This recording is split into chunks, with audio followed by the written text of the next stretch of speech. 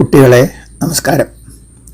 സത്യമേവ ജയതേ എന്ന ആപ്തവാക്യത്തെ അനുസരിക്കാതെ നടക്കുന്നവൻ്റെ പിന്നത്തെ ഗതി എന്താണ് എന്നാണ് അടുത്ത ശ്ലോകത്തിൽ, അതായത് ബാലോപദേശത്തിലെ ഖണ്ഡം 2 9ാമത്തെ ശ്ലോകത്തിൽ കവി വിവരിച്ചു തരുന്നത്.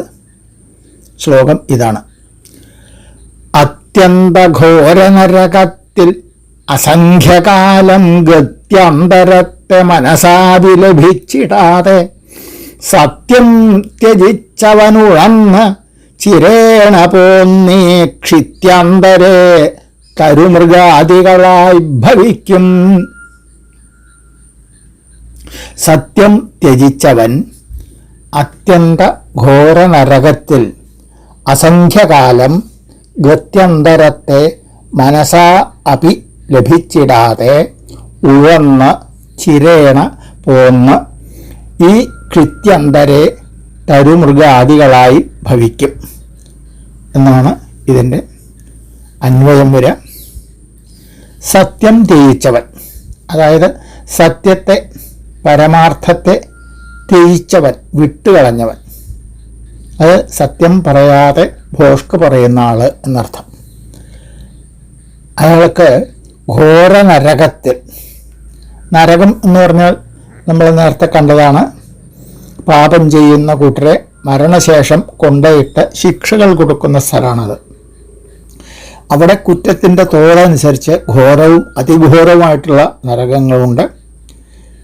അവിടെ അസംഖ്യകാലം, സംഖ്യയില്ല, അതാണ് അസംഖ്യം, സംഖ്യയില്ലാത്ത എണ്ണമറ്റ അത്രയും കാലം, ഇത്ര സമയം 2 കൊല്ലം കൊണ്ട് കഴിയും, അങ്ങനെ ഒരു ശിക്ഷാവധി, മരണം വരെ എന്നുമില്ല, ഇത് മരിച്ചു കഴിഞ്ഞിട്ടുള്ള കഥയാണ്. അപ്പോൾ അനവധി കാലം അവിടെ ഗത്യന്തരത്തെ,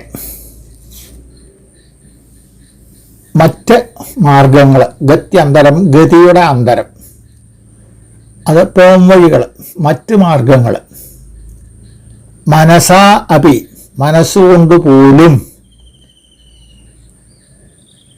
നിനച്ചിടാതെ, ആലോചിക്കാൻ പോലും പറ്റാതെ അർത്ഥം. ശിക്ഷ ഒന്ന് കഴിഞ്ഞാൽ മറ്റൊന്ന്, അത് കഴിഞ്ഞാൽ വേറൊന്ന്, അങ്ങനെ വരുമ്പോൾ സ്വസ്ഥമായി ആലോചിക്കാൻ പോലും പറ്റാത്ത ഒരവസ്ഥയിലാവും അവിടെ എന്നർത്ഥം. മനസ്സുകൊണ്ടും ഒരു പോംവഴി കിട്ടാത്ത ആ സമയം. അങ്ങനെയുള്ള അയാൾ, ആ സത്യത്തെ ത്യജിച്ച ആൾ അർത്ഥം. ഉഴന്ന, പരവശനായി, കഷ്ടപ്പെട്ട് അലഞ്ഞ് അർത്ഥം.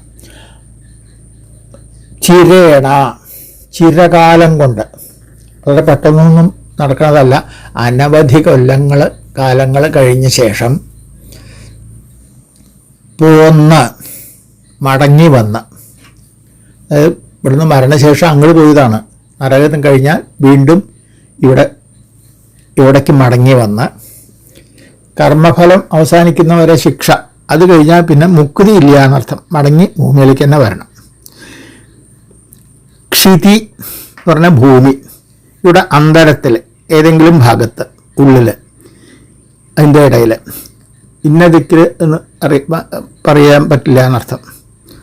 വന്നിട്ട് തരുമൃഗാദി വൃക്ഷങ്ങൾ, മൃഗങ്ങൾ എന്നിവയെ ഭവിക്കുന്നു, തീരുന്നു, അങ്ങനെയായി തീരും എന്ന അർത്ഥം. പയ്യീച്ച പൂച്ച പുലി വണ്ടലി ഞണ്ടു പച്ചപ്പയ്യെന്നു തൊട്ടു പലമാതിരിയുള്ള ജന്മം പയ്യെ കഴിഞ്ഞ് പുനരിപുരുഷാകൃതിത്വം കയ്യിൽ കിടച്ചതോ കളഞ്ഞു കുളിച്ചിടല്ലേ. ശിവയുടെ ഒരു മനോഹരമായ ശ്ലോകമാണത്. അപ്പോൾ ഈ മനുഷ്യജന്മം കിട്ടണം വെച്ചാൽ തന്നെ കുറേ പാടാണ്. അത് കഴിഞ്ഞ് കിട്ടിയാൽ വീണ്ടും തരുമൃഗമായി ആയിത്തീരുക എന്ന് പറഞ്ഞാൽ വലിയ കഷ്ടമാണ്. അതായത് അസത്യം പറഞ്ഞാൽ പാപമാണ്, അത് കഴിഞ്ഞ് മരിച്ചു പോയാൽ നരകത്തിലേക്ക്, ശിക്ഷ കഴിഞ്ഞാൽ വീണ്ടും ഭൂമിയിലേക്ക് തന്നെ ഇങ്ങനെ ഒരു മുക്തി കിട്ടാത്ത ഒരു അവസ്ഥയിൽ ചെന്നപ്പെടും. പൊളി പറഞ്ഞാൽ സത്യത്തെ ത്യജിച്ച് കളഞ്ഞാൽ എന്നാണ് കവി ചുരുക്കത്തിൽ പറയുന്നത്. നമുക്ക് ആ ശ്ലോകം ഒന്നുകൂടി ചൊല്ലി നോക്കാം.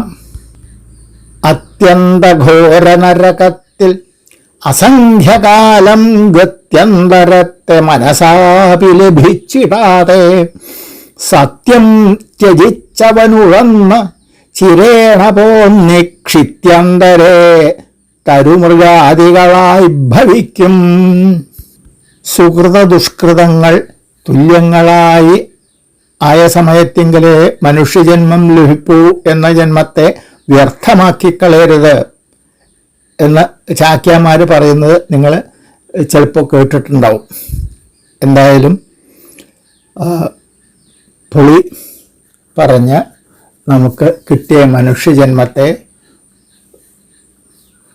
വെറുതെ പാഴാക്കിക്കളയരുത്.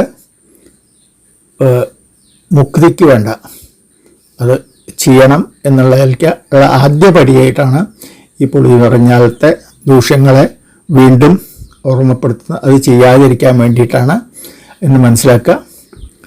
ബാക്കിയുള്ള കാര്യങ്ങൾ നമുക്ക് അടുത്ത ദിവസം നോക്കാം. എല്ലാവർക്കും നമസ്കാരം.